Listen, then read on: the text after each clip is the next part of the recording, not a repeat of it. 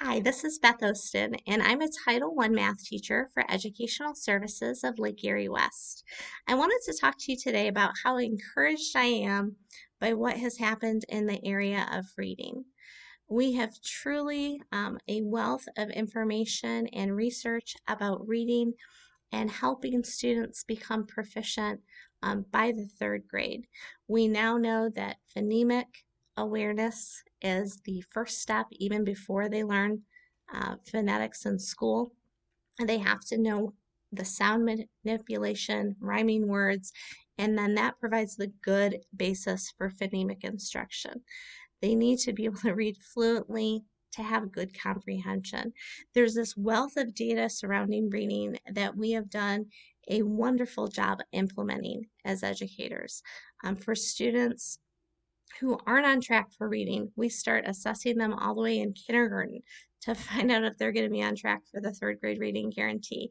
And if they're not, they receive title reading services 30 minutes every day to make sure that they can close that learning gap and become proficient readers by third grade. In the area of mathematics, we're not quite there yet. There's a wealth of data that lets us know how we're doing, um, but we're not doing that wonderful yet. So when you look at the National Center for Education and Statistics, they will show you that if you look at fourth grade student proficiency levels, 41% of students are at or above proficient, which isn't great, but it's not terrible. Unfortunately, once we look at those same students in eighth grade, only 34% of them are at or above proficient. And by the 12th grade, that drops down to 24% of students being at or proficient. Clearly, our current curriculum model is not effectively teaching students what it is we want them to learn.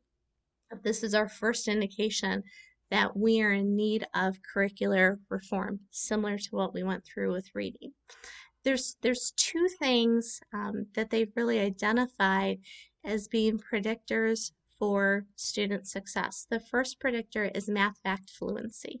Math fact fluency, much like reading and phonemic awareness, is the number one predictor of student success at higher math levels.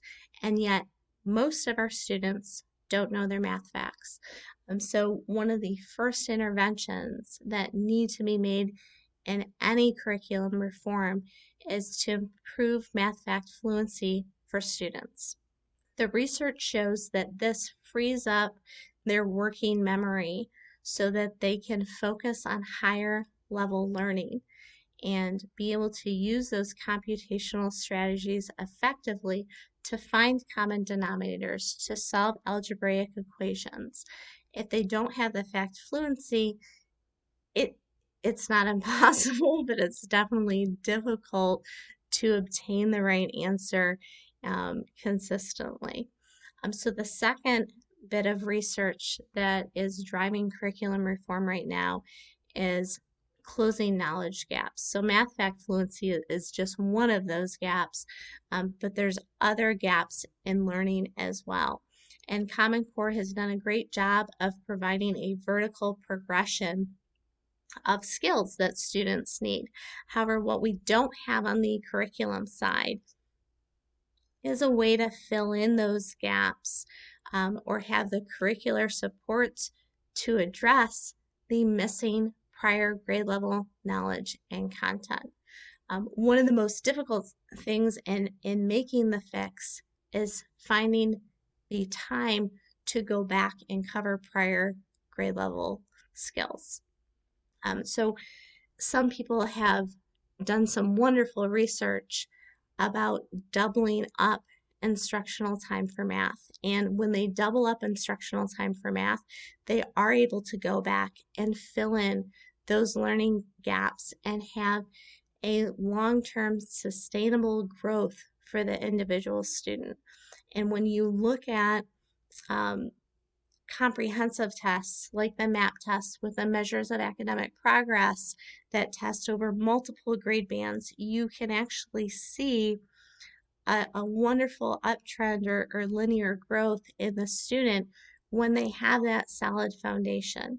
In addition, having the solid foundation for new content decreases student frustration and increases engagement. Behaviors in classroom are often tied to whether or not students are able to understand what's happening in the lesson. So all of these things kind of tie together with our research and knowing what needs to be done for the student. Not every district is willing to double up on their math curriculum. So the other area we can look at is what types of curriculum are efficient in teaching concepts. There have been some studies that have shown selection of curriculum, the box curriculum, is a good predictor of how readily students understand the content. There's also been research on computer-aided instruction and helping close those gaps. So if you can't devote the additional time to mathematics education, then we need to find ways to be more efficient in the way that we teach skills to students to help with their acquisition of knowledge and close those learning gaps before they occur.